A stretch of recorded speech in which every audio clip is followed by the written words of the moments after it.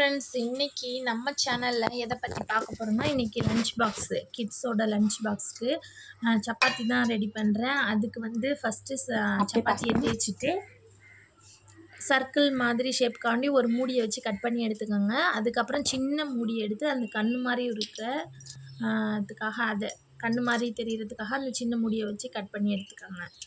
அது அப்புறம் அந்த வாய் சிரிக்கிற மாதிரி இருக்கிறதுக்காக அந்த வாய் கட் பண்ணி எடுத்துக்கோங்க. கத்தியை வச்சு அழகாக கொஞ்சம் பொறுமையாக நிதானமாக செஞ்சிங்கன்னா அழகாக வந்துடும்.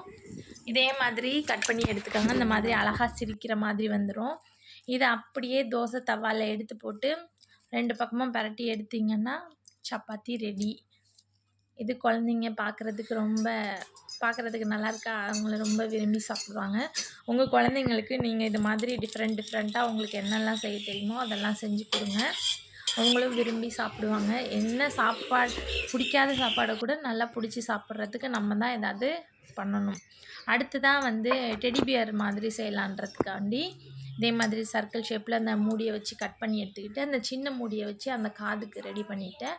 அடுத்தது இந்த 2 கண் ரெடி பண்ணுறேன். அதையும் அந்த கட் பண்ணி எடுத்துக்கோங்க. அப்புறம் இதில் வந்து அந்த முன்னாடி தான் ஓட்டையாக இருந்துச்சா, இதில் வந்து கொஞ்சம் மாவு ஊற்றிக்குவோன்ட்டு இட்லி மாவு ஊற்றிட்டேன். அதில் ஊற்றிட்டு திராட்சையை வச்சுட்டேன். மூக்கு வாய் இதெல்லாம் செஞ்சுட்டேன். கடைசியாக இதை வந்து நீங்கள் இட்லி மூடியை வச்சு மூடி போட்டு வேக வைங்க. அப்போ தான் அந்த இட்லி மாவுலாம் வேகும், தோசை மாவு. அதுக்காக அடுத்ததாக என்ன செய்ய போகிறேன்னா ஒரு ஃப்ளவர். எனக்கு ஃப்ளவர்னால் ரொம்ப பிடிக்கும். அதனால் இந்த மாதிரி ஃப்ளவர் ஷேப்பில் செஞ்சேன்.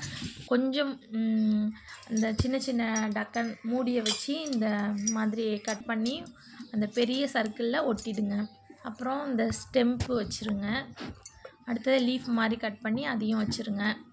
வச்சுட்டு எல்லாத்தையும் ஒன்றா ஒட்டிட்டு அதுக்கு மேலே நீங்கள் தவாவில் போட்டு எடுத்திங்கன்னா அழகாக வந்துடும். இதுக்கும் ஃபேஸ் மாதிரி வச்சிட்டிங்கன்னா அப்போ தான் நல்லா தெரியும். சூப்பராக இருக்கா? இதே மாதிரி உங்கள் குழந்தைங்களுக்கு அவங்க பிடிக்கிற அனிமல்ஸு, ஃப்ளவர்ஸு, வேறு என்னென்ன பிடிக்குமோ அதெல்லாம் செஞ்சு கொடுங்க. குழந்தைங்க ரொம்ப விரும்பி சாப்பிடுவாங்க. இதில் வந்து எல்லாத்துலேயும் ஜாமை வச்சு வச்சுட்டேன். உங்களுக்கு இந்த வீடியோ பிடிச்சிருந்துச்சின்னா மறக்காமல் லைக் பண்ணி சப்ஸ்கிரைப் பண்ணி வச்சுக்கோங்க.